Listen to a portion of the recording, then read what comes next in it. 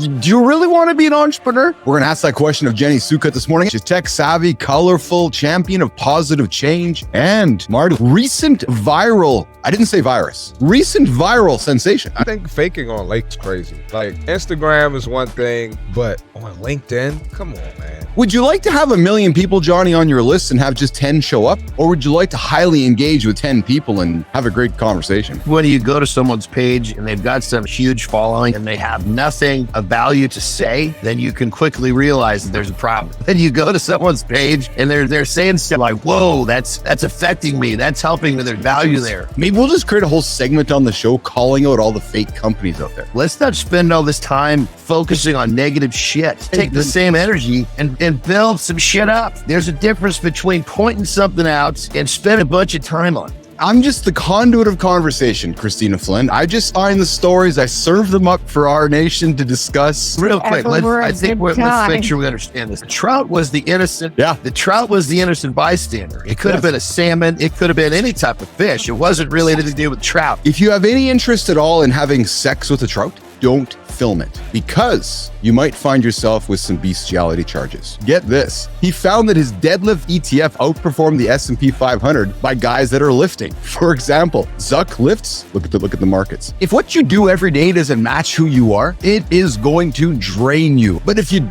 don't know who you are, your actions, they're going to clash with your purpose. Your work, your business, your life is going to frustrate you. So I invite you, dig into your true nature. As Tony Robbins would say, dig into your core. Who are you at your core? Align it with what you do, with who you are, and see the difference that it makes in your life. So I invite you to consider looking in the mirror and asking yourself, who are you? Who are you at your core? I like to not have that stuff interact with my life as much as possible. So I try and just do like the breathing outside in nature and the walking in nature and the playing with kids in nature kind of stuff. I'll be happy to say that, I have no problem scaring it away, but you're not getting me trying to trap that son of a bitch. Let's get this straight right now. If I get back into a corner, if I need to whoop some ass, I'm gonna whoop some ass, but I'll give you a kiss before I punch you in the mouth. The first step is always the hardest. The second is easier than the first and the third. So get your butt up, take that first step, and stop being unsure about the future that you're gonna love. Your future self will thank you. One of the things that I don't say out loud very often, but that I am personally proud of, is I know how to sew jeans from a piece of denim and make a fully fit pair of jeans.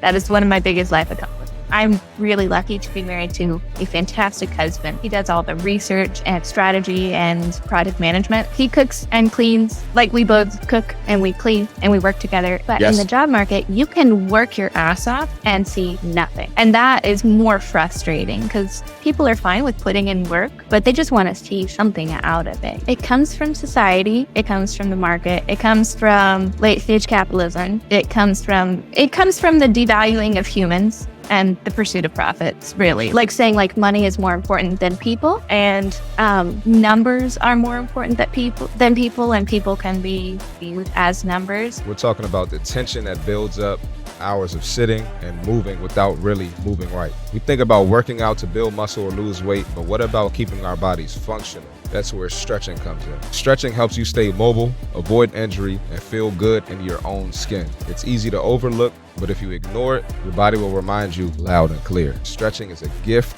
you give to yourself. Make it a priority. The good, the bad, and I love this third word, guys, the surprising part of being an entrepreneur. The surprising part has been the amount of walls that come down when you use imagination and creativity. I had an idea, and then I was planning on just building out this company myself. And now we have 11 volunteers working together.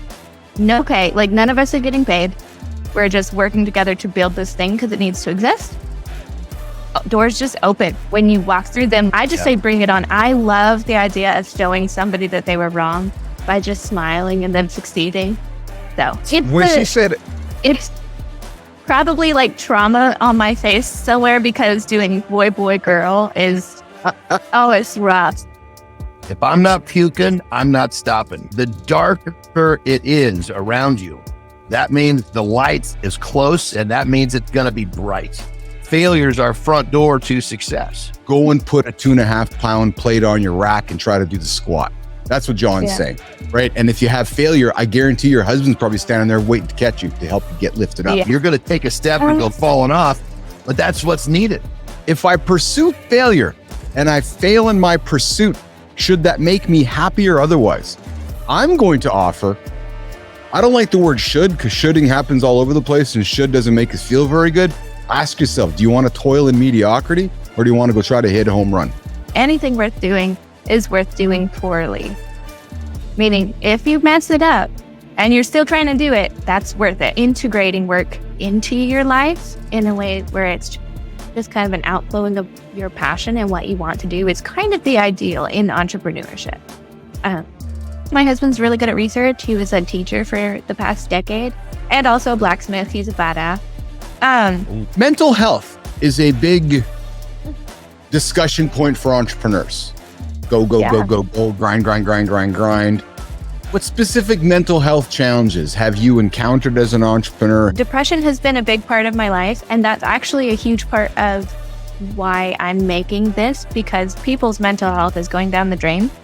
If you're going to be successful, the way you do anything is the way you do everything. The way you do anything is the way you do everything. I'm all about breathing in fresh air and touching grass at any possible moment. We're all about the testing here in the lab, just like, all the big players here. We got big plans here. He focuses on humans and their intersectionality with technology. He talks about being human. He talks about, the intersection of technology is shaping who we are. What you're doing is amazing because you're out there, you're kicking butt, you're moving forward, and you've done lots of different things. If you want it, you can go get it. I know I can take myself up to another notch after listening to you talk today. If anybody's sitting around lazy, dude, you got to get your ass going. Go look at Jenny's LinkedIn page and go see some of the things she's accomplished. We're trying some new technical stuff here as we keep learning and testing. Cam, we can talk relationships next. Come to the next stream. Lotus Flower, So Young, I see everybody over there. Come over to the next stream. We're going to see you guys in less than a minute. Hang tight.